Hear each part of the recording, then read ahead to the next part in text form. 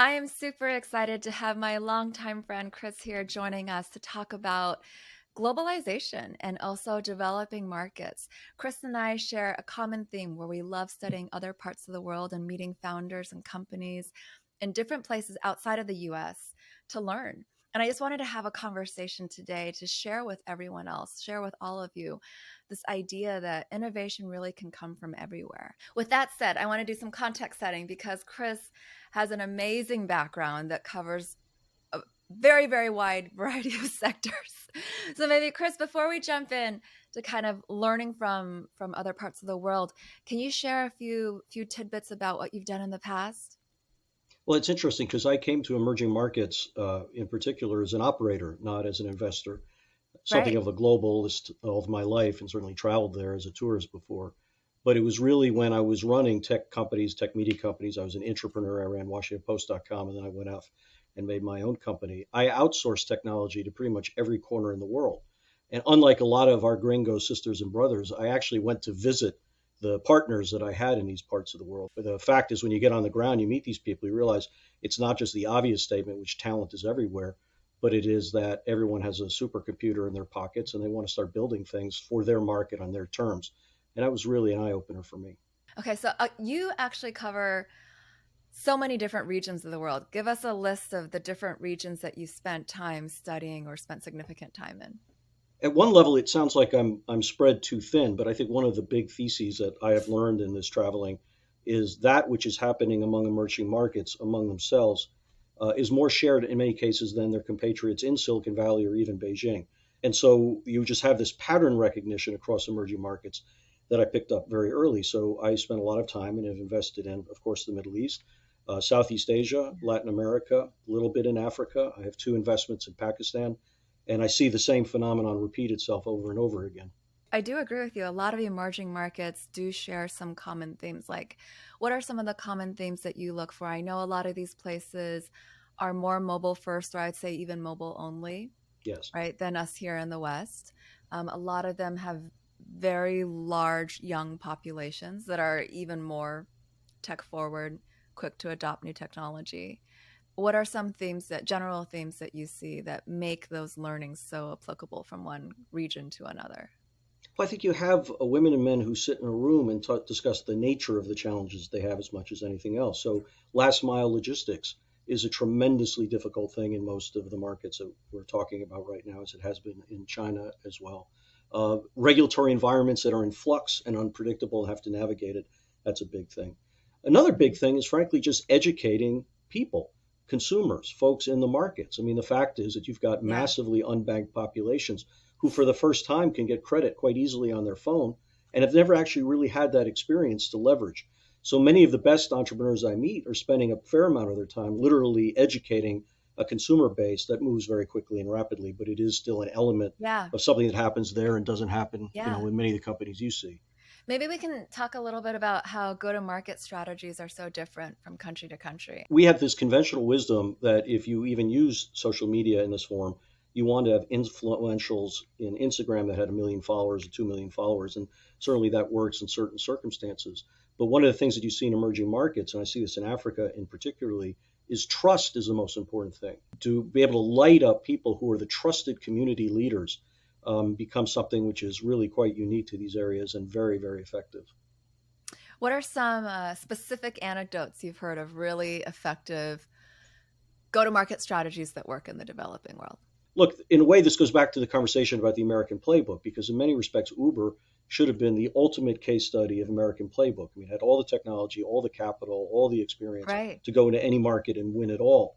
And I can remember a few years ago when they were doing quite well in the Middle East, these upstarts, some McKinsey veterans, started a company called Careem, and everyone thought they were crazy. Like, how can they possibly take on Uber and anything else?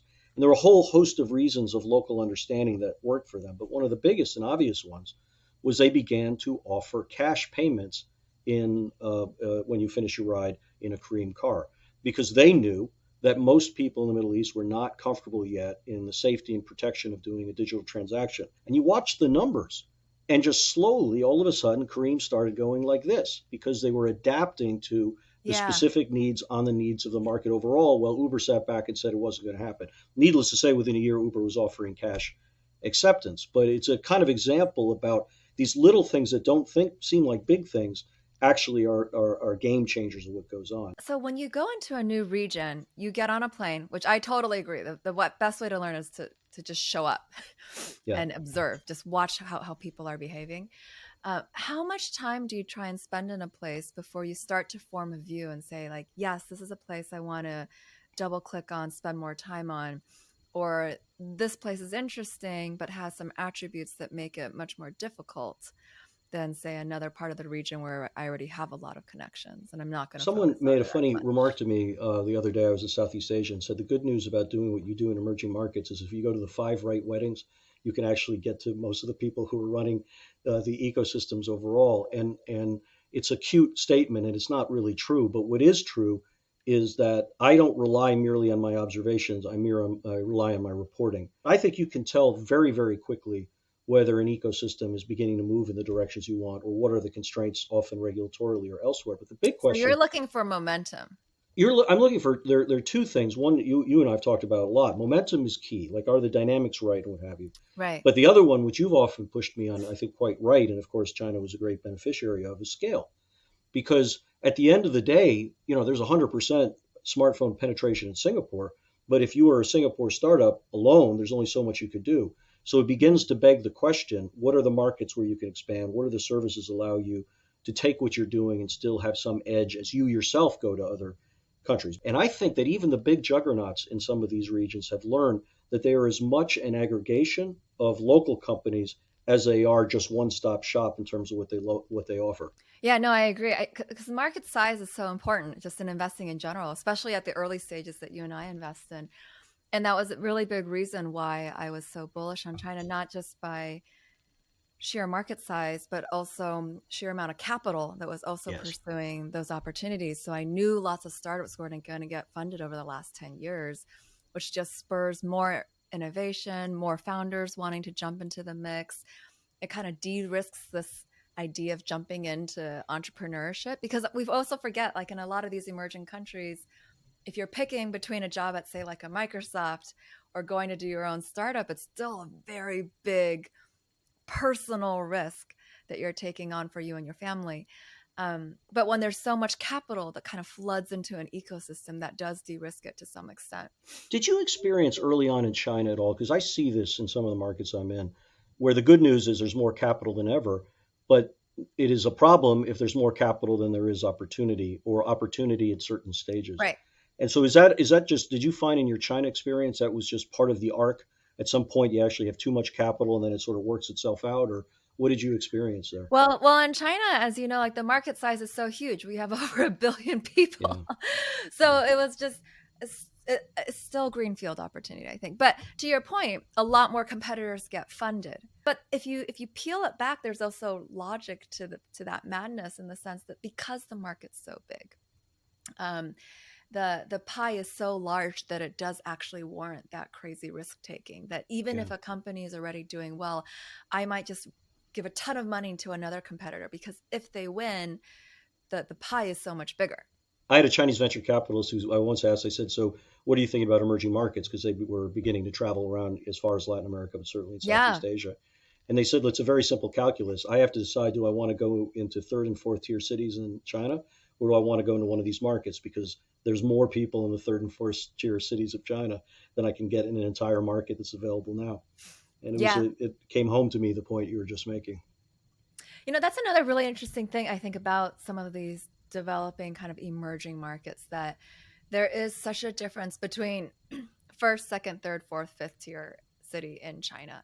A much bigger difference than in the US from state to state. I can take a state in the Midwest, compare it to New York or California, and that difference is far less than the difference of, say, Beijing and like a fourth tier city. I would imagine that the same thing is true in a lot of the developing emerging markets that you study. Oh, unarguably, but it's nowhere at the scale. I mean, the fact is, when you look at the population in a lot of even the larger countries, like places like Egypt and Indonesia and all, a large swath of the population is still in a Cairo or in a Jakarta. The second or third cities there are large for sure, but not in the same sort of order of magnitude. The drop off, I think, becomes different than what you've Yeah, experienced in China. that's true. That's true. When you talk to different founders in all of these different regions, do you find that there are certain traits that are more necessary for developing markets that you now have a newfound appreciation for? There is a certain patience, there is a certain navigation and adjustment, particularly to what happens around them, top down with governments and regulation, that I look for almost a sign Freud in entrepreneurs and talking about stuff. I remember talking to a fantastic entrepreneur from Pakistan. And this was earlier in the summer when things were getting pretty dicey there. So I said to him, look, you've been having these political problems. It's unclear what's happening with the financial situation, and you just had this terrible flooding. And like, how are you thinking about this? And he looked at me for a second. He said, "You mean another July in Pakistan?" And I'm like, "Good answer. Like I get it." He wasn't ruffled by it. He just sort of understood Hmm. that there are dynamics that not only are problems that they have to work around, but in some respects there could be unique solutions to those problems by being sort of calm in the way that they look at them.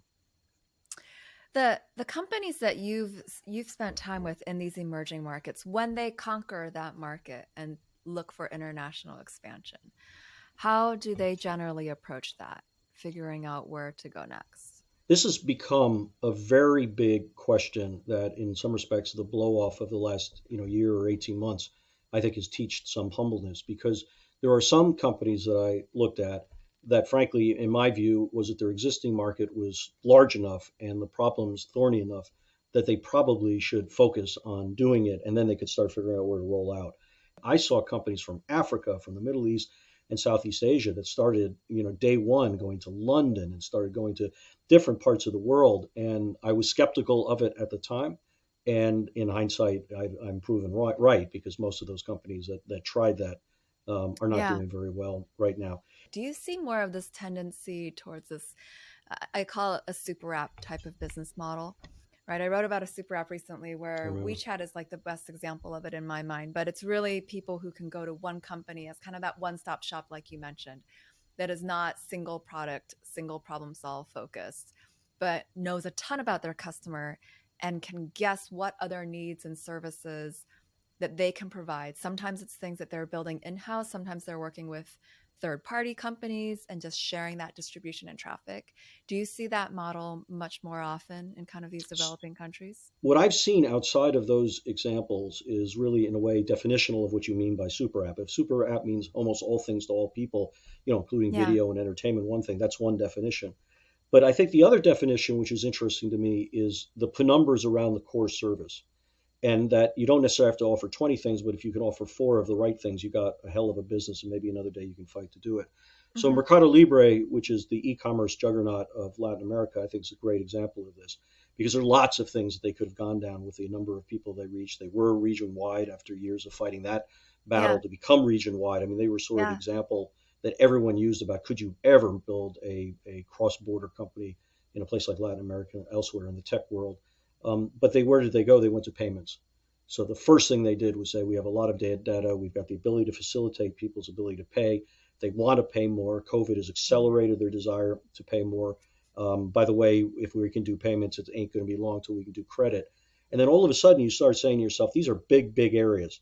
And Hmm. maybe they'll go to other things and become more super in the macro sense. But if I were a betting man, I bet you they'll be pretty focused for a while, because it's really the essence of what the customer needs.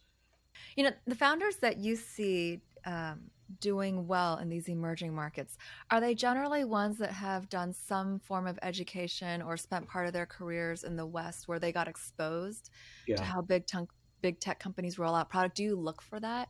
Or You, do you you see, look for pattern recognition that comes from different ways now that it never did before. So, absolutely positively, as you all have experienced, fantastic entrepreneurs from Silicon Valley, tried and true with great companies overall, either quote unquote gone home or just gone, like they may not even be from yeah, the area and have yeah. done it. That's a huge buy signal as you think about that talent, because that experience. But you have the new version of what we would have called some years ago in Silicon Valley the PayPal effect. And we all know that PayPal kicked out literally Right, hundreds of entrepreneurs and right. great names and all that. Well, in the Middle East and South Asia, even I would argue, you've got many effects. You have a Careem effect from Careem. You have some, there have been 100 unicorns in India. They're now kicking off a new generation. I see a lot of entrepreneurs in Southeast Asia from Grab. I see a lot of Yeah. people even now coming from Nubank in Latin America. So that's another kind of training. And then the third is because these ecosystems now are probably about 10 years in almost any of the places we've been talking about. A lot of these young people have already done a company and it's either done okay or did very well or failed, but at least they have a different level of pattern recognition Yeah. than from its infancy. Yeah. We saw the same thing, I think, in China. A lot of people, they had spent many years um, perfecting their work at Tencent or Alibaba, and then they left to go do something else. But the other big part of that was not just the PayPal effect in terms of the founders, but also the effect in terms of once you have a couple companies that achieve great liquidity outcomes, you also get a bunch of angel investors. Absolutely true. And those Absolutely true. angel investors are there working side by side with the founders, helping them with hiring, with strategy, with getting more companies and experiments funded before they're ready to go talk to that institutional VC. So I also think once more of these companies in these developing countries are able to go public or have a huge M&A event, then the angels play a huge role too. And the right kind of angel, because one of the things that I've seen in the last 18 months, 2 years maybe, is a tremendous amount of crypto wealth. And they're not necessarily value add wealth. They can be, but they're not necessarily. So I'm thinking about one person now who literally decided they were going to invest in 14 companies in Pakistan. They didn't really know Pakistan at all. They'd never been there. They just assumed one of them would hit. Yeah. And that didn't help the ecosystem at all. I mean, it just helped jack up valuations and it was messy. But the kind that you're talking about is like not only is it wealth, but it's experience wealth that can be helpful, I think, in multiple ways. Yeah. Pakistan was a part of the world that, you opened my eyes to. Like, I, I, I was embarrassed when I had to look up the population and realize, oh my gosh, this country is so much Yeah. bigger than I expected. Yeah. What are some other places that when you talk to folks, they are often surprised? Well, I think depending who you're talking with, Connie, almost anywhere can surprise anyone. I mean, there are lots of people who don't know that Indonesia is as large as Pakistan, and they can't might not even be able to put it on a map overall. And Right. sometimes we who get enthusiastic about this are so excited about the bottom up because these kids are so talented and doing so many amazing things, and the opportunities are so large. The largest e-commerce player in a market of 220 million in Pakistan right now maybe has 300 million GMV. Like, so you look at this stuff, and Mhm. even if you look at Web 2 companies, you think there's an opportunity. Forget about the new stuff that happens. But the fact is, the top down matters, and there's stuff Yeah. happening that has to make people take it very very seriously and understand that in order to make the bets that the market seems to offer, but can weigh against them also. So how do you get smart about things like that, the top-down effect, and what risks you might be blind to when you're looking at Well, there just are the two sheer size answers. of population in town? Understanding with perfect clarity that you are a fly in and fly out gringo. I mean, the beauty of Yeah. what I do is I have this sort of breadth of pattern recognition. The crisis of my existence is that I'll never, ever possibly really understand what needs to be understood in a market. And the answer, which you folks have done very well in Latin America and elsewhere, is you find partners on the ground that you can trust who live these things day in and day out. And if you have the right partners doing it, you can rely on their judgment to navigate risk. And so you have to be very humble and you have to be with the people who are helping to influence those discussions and do the best you can. Okay, so that brings me to another topic, which is you are a fly in, fly out, and you have so many regions that even if you are on a plane regularly, you're still only in each region for a short period of time every year. Yes. How do you stay up to date besides reading global publications, or do you do that, for example? How do you stay up to date in all of these regions so you can figure out how to prioritize? Even before Zoom and COVID, I spent a lot of time in my day to day not only reading, I'd read, profound amounts of things and whatever, but I interview people every day. I mean, every day, like you, I see a whole bunch of entrepreneurs that are either pitching me or ones who are already invested and we want to help. If there are three people I ought to talk to in this market who really has insight and will talk honestly and openly, who are the women and men you admire? And it becomes very easy to fill those very efficiently. Yeah. So, similar to you, when I go to China or Asia, I try and talk to people who are very local, who don't necessarily work in the tech world. And you just observe like what kind of apps are they using? How are they Right, spending their time? right. There's actually stories about VCs who were able to catch some really fantastic companies in China that were targeting more like second, third, fourth tier cities by literally just talking to waiters and waitresses Right. and asking them, those who were working in Beijing but their family was elsewhere, what kind of apps and services were they using? And that would result in fantastic investments. Were you ever surprised? Like, is there a moment that you had when you were on the ground that you had a pretty clear belief that you understood what was going on, and you came out of those engagements and said, "I got to rethink this one." I mean, of course.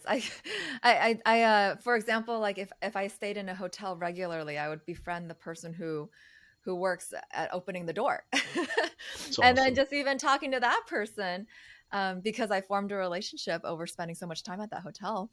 Um, I would get to know like what is she focused on, what hometown is she from, what is she here, how long has she been in Beijing, like what is her living situation set up, what are her goals after she takes on this job, and education background. So you just learn a lot about different types of people. How about you? Very similarly, I mean, most of the people I met with were very local on this trip and the other ones that I've done. I mean, before COVID, I flew 250,000 miles a year. I mean, it was that kind of spread. Are there interesting business models that you saw on this past trip to Southeast Asia that inspired you that you hadn't seen elsewhere? There was a lot of excitement, enthusiasm, but the tone overall was sober, not somber, but sober. There was Mm. kind of a sense that we've been through a lot. There's been a lot of valuation upticks that have caused problems within the ecosystem. There are a lot of dynamics, of course, in the world that were Yeah. weighing on them being in that region. And so even they themselves would say, I'm not sure what the next thesis is. Like, I don't know what the next restaurant delivery, we're thinking about what it might be.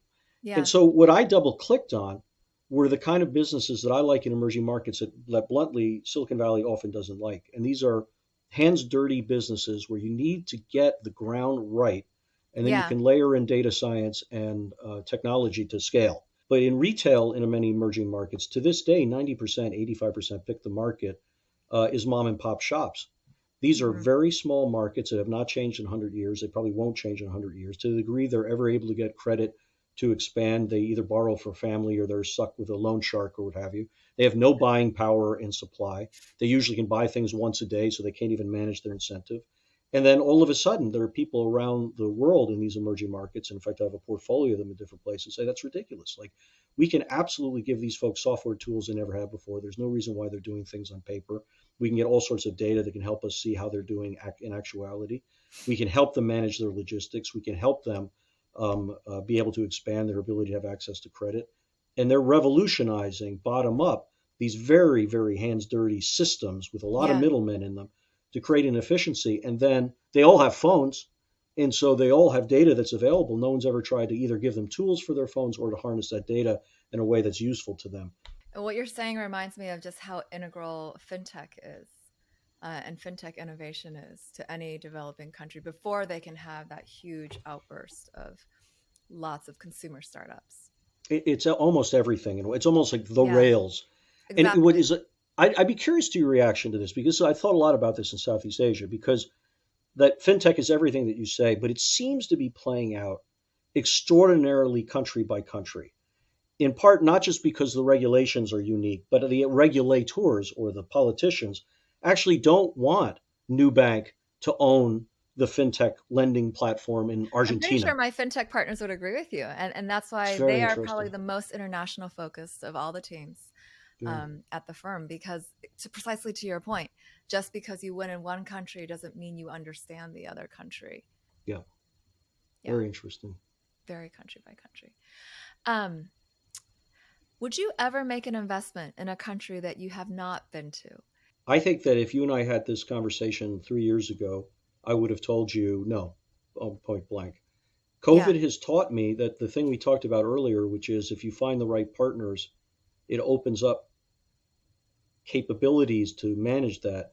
Plus, if it's in an area where I feel like I've got pattern recognition, I've got a bunch of investments in other parts of the world in that area, that combination would allow me to make a bet. And so the two companies I invested in Pakistan were companies whose space I know well globally from global relationships, but I knew I had fantastic partners on the ground, and I was willing to make a bet. It wasn't big bets, but they were bets, even having not and actually been there. that was for, and you haven't been there. Mm-mm. not when I made those investments. Wow. Yeah, but that's unusual. There are not many of those. When you think about AI, because AI is the thing that everyone in Silicon Valley is talking about now. When you went to Southeast Asia so recently, for example, or when you talk to founders in these other parts of the world, are they as excited about the transformative nature of AI as what you're There hearing in the was US? not a meeting that I went to from any of the people I discussed where two things didn't come up almost within the first 5 minutes. First was China, and the second was GPT-3. Every venture capitalist I met has already had a multi-day offsite to stop and reflect about what its ramifications can mean in the medium term and what it may mean Yeah. not only for their portfolios but their theses. Every single entrepreneur I met is using it already in some operational force in the business. So, the number of people who are migrating their technology from whatever they were using to Python and did it all with GPT-3, I Yeah. heard repeatedly. People who are reducing their email loads. All the stuff that we're hearing in American startups is happening in parallel at the exact same speed among the best entrepreneurs that I've been meeting in emerging markets. Look, I think an interesting question for a whole other conversation, Connie, is like, what is this? Like, is AI going to be a game that China and America sort of wins and the rest of the world plays by whatever rules those are? Once it's out there, does anybody win? Is the fact that Indonesia doesn't have enough machine learning engineers matter 5 years from now, or doesn't matter at all? How many of these businesses we see are being created that made perfect sense 3 years ago don't make sense in the ubiquity of the AI tools? Like Yeah. this is quite a moment that, as you know very well, but it's a moment that's equally appreciated in the places I'm dealing with. Last thing I wanted to really dive into was what is the personal drive behind going after all of these emerging markets? I mean, you could be a fantastic angel investor just focusing on the US. What was it about going to all these different regions, meeting these fresh, energetic founders who are embracing entrepreneurship for the first time that really attracted you to make this your mission? I'm at a stage in my career having run a couple of companies and done a lot that helping individuals knock down barriers to help them, sort of create something that was never there before. I just love Yeah. as a macro. I think the more direct answer though is that I am fascinated by what's happening in the world, and I think this is by far and away the most hopeful scenario of change globally at scale and scalable. Hmm. And I think that have pride myself in being a global citizen, but have shocked myself at how often I get stuck in the same American narrative bias about the way the world works. And I think that for all the machinations, particularly I see in Washington, D.C., which is where I'm based right now, where people are still sort of engaging with each other in these top down 20th century Cold War outlooks, I'm seeing hundreds of thousands of young people saying, none of that matters to me. None of it makes sense. In fact, I even question centralization. And all I know is I got problems in my backyard that I can fix with technology. You can't build enough schools to fix the situation. You can't build enough stores to have logistics done in a better and different way. The Hmm. big players normally don't have the incentive to do it. And so I think that I can do something that is going to change the game of my society as much as make a really successful business. And I think at the end of the day, when people are at peace with themselves, you tend to have more peace, which creates all sorts of flourishing and opportunities. And so I've just felt very strongly in this journey that it's one of the most exciting problem solving phenomenon that we never could have talked about a decade ago before.